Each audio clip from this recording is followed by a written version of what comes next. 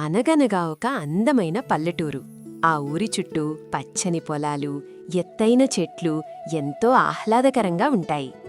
అది వేసవికాలం. సూర్యుడు ఆకాశం నుండి నిప్పులు చెరుగుతున్నాడా అన్నట్లుగా పగలంతా ఎండ మండిపోతోంది.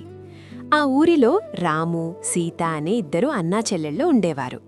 వాళ్లు చాలా అల్లరి పిల్లలు, కాని ఎంతో బుద్ధిమంతులు.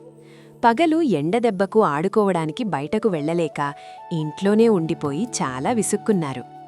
కాని సాయంత్రం కాగానే వాతావరణం మంత్రం వేసినట్లు మారిపోయింది. సూర్యుడు మెల్లగా కొండల వెనుక దాక్కున్నాడు.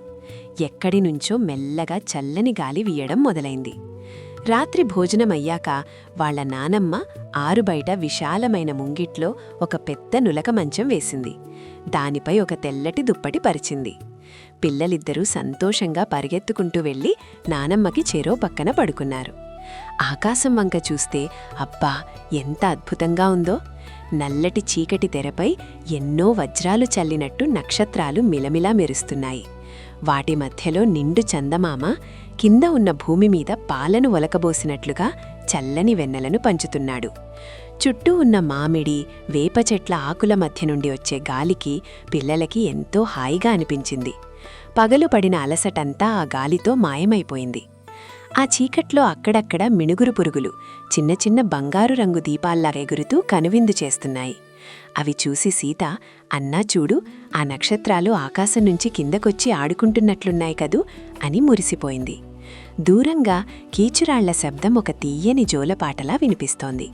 అప్పుడు రాము నానమ్మ వైపు తిరిగి, నానమ్మ, పగలు ఎండ ఎంత కష్టంగా ఉందో కదా, అసలు బయటకే రాలేకపోయాం. కానీ ఈ రాత్రి ఎంత చల్లగా, ఎంత బావుందో, నాకీ రాత్రే ఎప్పుడూ ఉంటే బావుండు అనిపిస్తోంది అన్నాడు. నానమ్మ ప్రేమగా వాళ్ళిద్దరి తలలు నిమురుతూ నవ్వి ఇలా అంది, అవును కన్నా, పగలు అంత వేడిని ఎండను భరించాం కాబట్టే ఇప్పుడీ చల్లని వెన్నెల విలువ మనకంత బాగా తెలుస్తోంది. ఎప్పుడూ రాత్రే ఉంటే పగటి వెలుగు విలువ తెలియదు కదా. మన జీవితంలో కూడా అంతే నాన్న, కష్టాలు వచ్చినప్పుడే మనకు సుఖం విలువ తెలుస్తుంది. నానమ్మ ఇంకా ఇలా చెప్పింది, ప్రకృతిలో ప్రతిదానికి ఒక అందం, ఒక అర్థముంటాయి. ఆకాశంలో చందమామను, ఎగురే మినుగురు పురుగులను చూస్తూ సంతోషించడమే మన నిజమైన ఆనందం. చిన్న చిన్న విషయాల్లోనే గొప్ప సంతోషం దాగి ఉంటుంది. దానిని ఆస్వాదించడం మనం నేర్చుకోవాలి. నానమ్మ చెప్పిన ఆ మంచి మాటలు వింటూ ఆ చల్లటి వెన్నెలలో ప్రకృతి పాడే జోలపాటకి పిల్లలిద్దరూ ప్రశాంతంగా హాయిగా నిద్రపోయారు. కథలోని నీతి, కష్టాల తర్వాత వచ్చే సుఖమే నిజమైన ఆనందాన్ని ఇస్తుంది.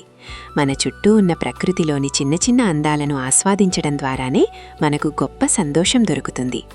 ఎలా ఉంది చిన్నారులు కథ? మీకు కూడా ఇలా నానమ్మతో కలిసి ఆరుబయట వెన్నెల్లో పడుకోవడం ఇష్టమేనా? రేపు మరో చక్కటి కథతో మళ్ళీ కలుద్దాం. ఇలాంటి మరెన్నో అందమైన కథల కోసం మన ఛానల్ని తప్పకుండా సబ్స్క్రైబ్ చేసుకోండి పిల్లలు.